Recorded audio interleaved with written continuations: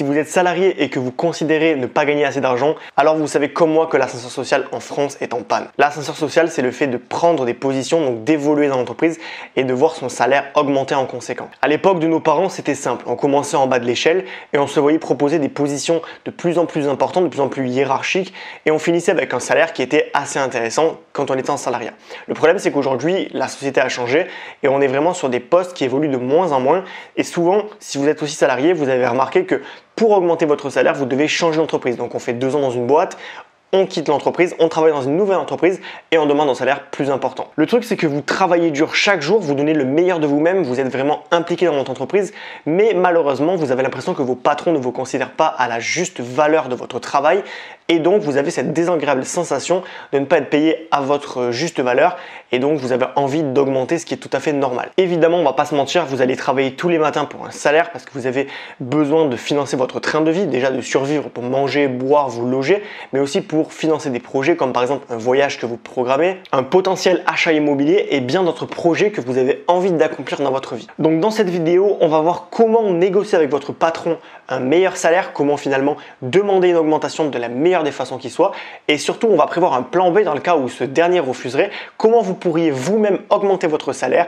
pour financer vos projets, votre train de vie et vous émanciper un petit peu de la pression de ce salariat.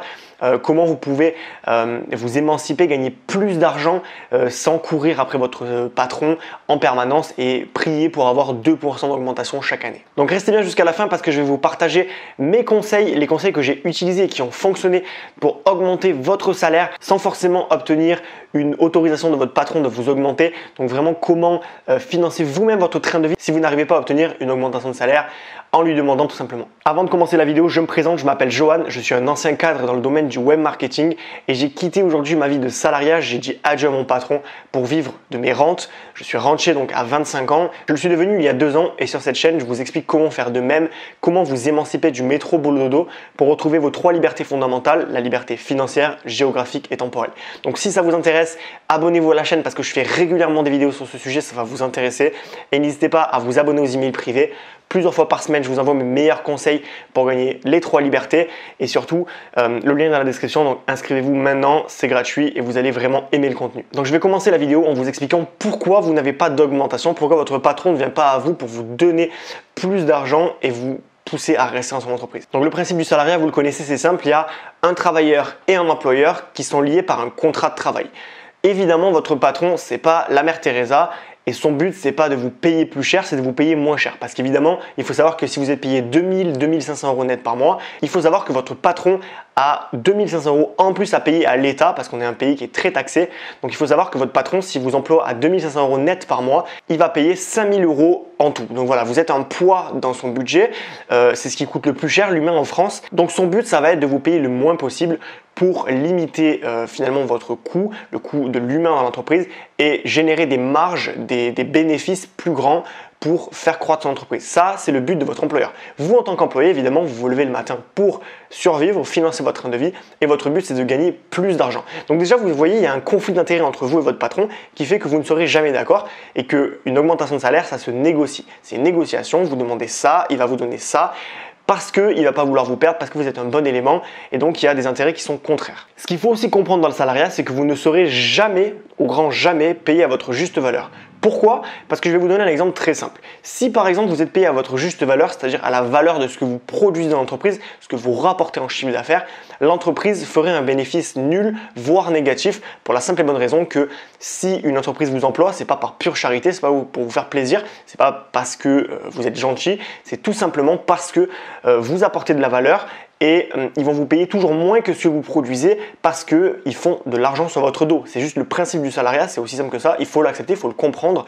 Mais voilà, il n'y a pas forcément de but pour eux de vous payer plus cher que ce que vous valez vraiment sur le marché. Ensuite, pas de chance pour vous, contrairement à vos parents, si l'ascenseur social est en panne, c'est parce qu'aujourd'hui les employeurs ont le pouvoir. Pourquoi ils ont le pouvoir? C'est simple, c'est parce que à l'époque, il y avait du travail, il y avait beaucoup de travail. Aujourd'hui, dans une période de crise, de récession, peu importe, appelez-le comme vous voulez, mais dans tous les cas, il y a moins de travail, il y a un taux de chômage qui est en augmentation par rapport aux années précédentes.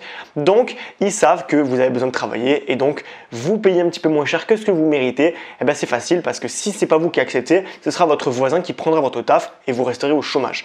Donc, vous savez pertinemment que vous n'avez pas le pouvoir dans le milieu du travail et c'est pour ça qu'on va voir comment négocier une bonne augmentation de salaire. Donc, comment demander une augmentation de salaire, comment négocier son salaire? C'est simple. La première chose, c'est de vous rendre indispensable. Je suis désolé de vous l'apprendre, mais si vous êtes par exemple agent d'entretien, ça va être très difficile de négocier une augmentation de salaire. Si vous êtes réceptionniste, c'est la même chose.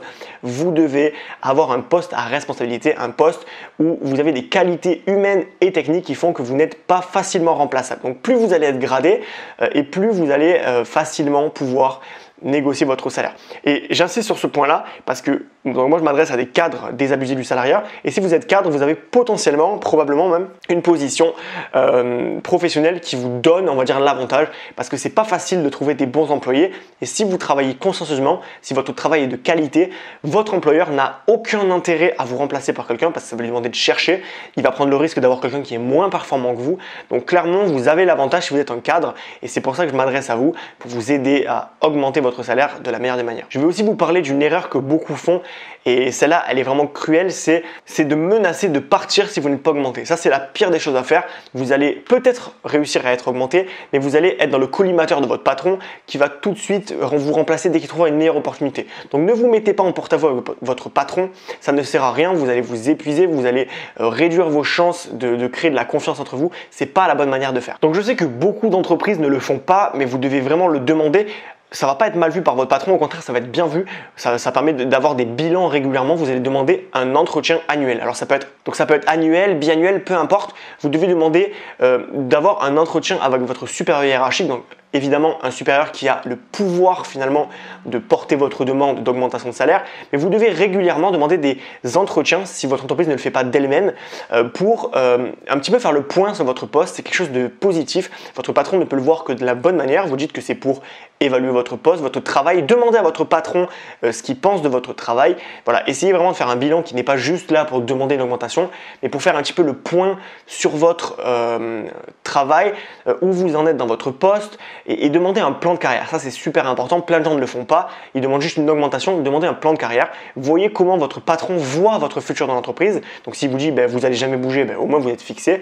Mais dans tous les cas, c'est bien de demander comment vous pourriez évoluer dans les années suivantes et demander où est-ce que vous voit votre patron dans 5 ans pour finalement montrer que vous avez de l'ambition. Montrer que vous avez de l'ambition, c'est un atout qui est vraiment pas à négliger. Votre patron va aimer cette démarche-là et vous avez tout intérêt à faire cette démarche. Donc vous devez trouver des arguments valables qui vont pousser l'augmentation. Il y a plein de gens qui veulent demander l'augmentation juste parce qu'ils pensent mériter de manière émotionnelle une augmentation et je dis pas que c'est pas le cas, peut-être que vous méritez une augmentation par rapport à ce dont vous êtes payé, mais votre patron ne l'entend pas de la même oreille. Lui, il va regarder votre travail, il va dire OK, cette personne me rapporte ça par an, mais pourquoi je devrais l'augmenter?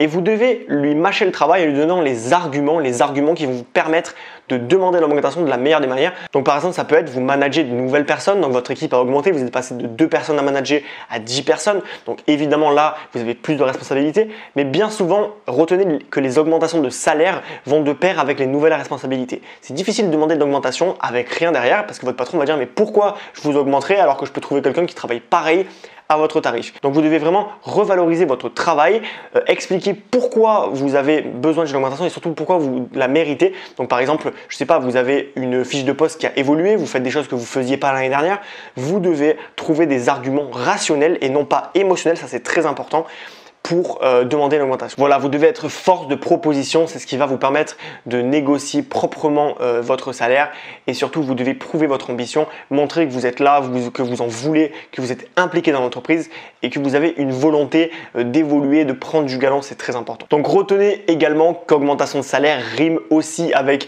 plus de responsabilités, ça veut dire que vous allez devoir vous former. Par exemple, si vous avez 3 personnes dans votre équipe et que vous passez à 10, vous allez devoir peut-être apprendre plus en détail le management, peut-être lire plus de livres, vous former sur le sujet, demander une formation à votre entreprise. Il faut savoir que les entreprises cotisent pour un fonds de formation, donc ils peuvent vous proposer ça gratuitement pour eux. Donc n'hésitez pas vraiment à montrer votre position de leader, vous avez un leadership, vous devez en profiter et pas juste être la personne qui va dire « s'il vous plaît, augmentez-moi, je mérite mieux ». Voilà, vous devez vraiment arriver avec un dossier complet où vous pouvez expliquer clairement vos positions à votre employeur. Alors moi, quand je devais demander l'augmentation, je me sentais sentais un petit peu gêné parce que j'avais l'impression de quémander. Je ne suis pas une personne qui aime quémander. Donc si ça vous gêne, parlez en brut annuel. Si par exemple vous êtes payé 35 000 brut annuel, demandez d'être augmenté à 38 000. Ça fait toujours psychologiquement moins que de dire je veux augmenter de 400 € par mois, 200 € par mois. Peu importe le montant, mais demandez un annuel brut. Ensuite, votre patron va prendre sa calculatrice et diviser par 12 pour voir combien il vous paye par mois. Mais parler en annuel brut, c'est beaucoup mieux. Les patrons raisonnent justement à l'année et pas forcément au mois. Il n'y a que vous qui va toucher votre salaire au mois, mais lui va prendre un bilan. Donc, c'est un bilan annuel qu'il va gérer. Donc, demandez quelque chose qui va lui parler à lui. Aussi, dans le cas d'une augmentation, demandez un salaire plus haut que ce que vous désirez vraiment. Donc, par exemple, si vous voulez avoir 38 000 bruts, demandez 40 000. Donc, votre patron va évidemment rabaisser votre proposition et vous allez trouver un juste milieu alors que vous vouliez, finalement il va choisir ce que vous vouliez de base, donc c'est parfait pour vous. Ne soyez pas trop gourmand, essayez d'augmenter entre 7 et 10%, c'est beaucoup, hein, je sais que c'est beaucoup, mais ne demandez pas 1, 2, 3% parce que sinon vous allez vraiment ne pas augmenter d'une bonne manière, pas assez rapidement. Il faut vraiment faire des grands pas quand on demande des salaires, tout simplement parce que vous n'allez pas pouvoir demander une augmentation tous les 6 mois. Très important, en fonction de la réponse, ne vous braquez pas, surtout ne vous braquez pas, c'est extrêmement important. Soyez vraiment la personne qui va accepter la sentence. Si on vous dit oui, c'est parfait, si on vous dit non, ne vous énervez pas, ne menacez pas de partir, dites juste ok et partez, retournez à votre poste de travail. Votre calme et votre sérénité va faire se poser des questions à votre patron. Si votre patron tient à vous, s'il tient à votre poste et à votre personnalité, à ce que vous représentez pour l'entreprise, à ce que vous produisez, dans ce cas-là, je vous assure qu'il va cogiter et potentiellement vous faire une contre-proposition quelques jours plus tard. Donc voilà, c'est un petit peu un bras de fer mental que vous allez devoir avoir avec votre patron en essayant d'être le plus calme possible. Ok, maintenant on va prendre le pire des cas. Votre patron vous a refusé l'augmentation, il vous claque la porte à la tête et il vous dit non, vous restez à votre salaire, je ne vous augmenterai pas. Donc encore une fois, restez calme, pragmatique, il ne faut pas mêler l'émotion au salaire. Ce n'est pas personnel, vous avez peut-être un patron qui n'est pas là pour vous augmenter, il n'a pas envie, c'est peut-être un con, clairement, hein. Voilà, faut le dire les choses comme elles sont. Donc n'hésitez pas à juste rester calme et à créer vous-même votre richesse.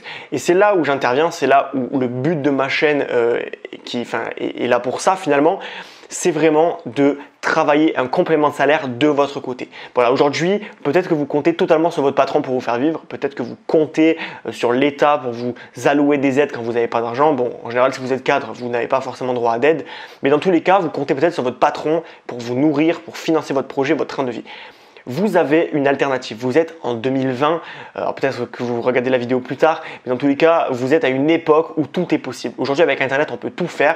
Et aujourd'hui, moi, je vous apprends à créer des revenus passifs, à générer de l'argent sans que votre présence ne soit requise. Donc, c'est totalement compatible avec un CDI à côté. Vous pouvez avoir un CDI et générer des revenus passifs à côté en travaillant un petit peu le soir, de temps en temps, à court terme pour ensuite générer à long terme des revenus. Donc c'est le but de vivre de rente finalement. Et moi ce que je vous propose, c'est une playlist que j'ai créée sur cette chaîne YouTube.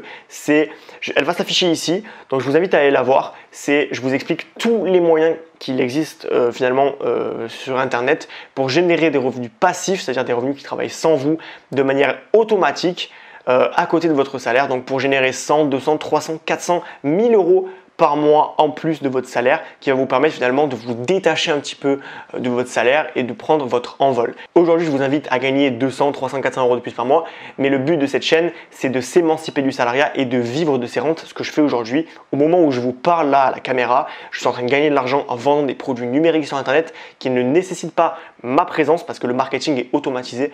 Donc voilà, si vous voulez augmenter votre salaire, ne comptez pas à 100% sur votre patron et travaillez pour augmenter vous-même vos revenus et vivre de rente plus tard. Voilà, si ce concept vous intéresse, n'hésitez pas à vous abonner à la chaîne, à voir la playlist que je vous ai envoyée plus tôt et surtout, c'est très important, abonnez-vous aux emails privés qui sont dans la description. Plusieurs fois par semaine, je vous envoie mes meilleurs conseils pour gagner en liberté financière, géographique et temporelle et avoir un complément de salaire sans avoir l'autorisation de votre patron. Donc n'attendez pas que votre patron fasse tout pour vous. Travaillez pour votre liberté financière. Vous êtes intelligent, vous avez un poste à responsabilité.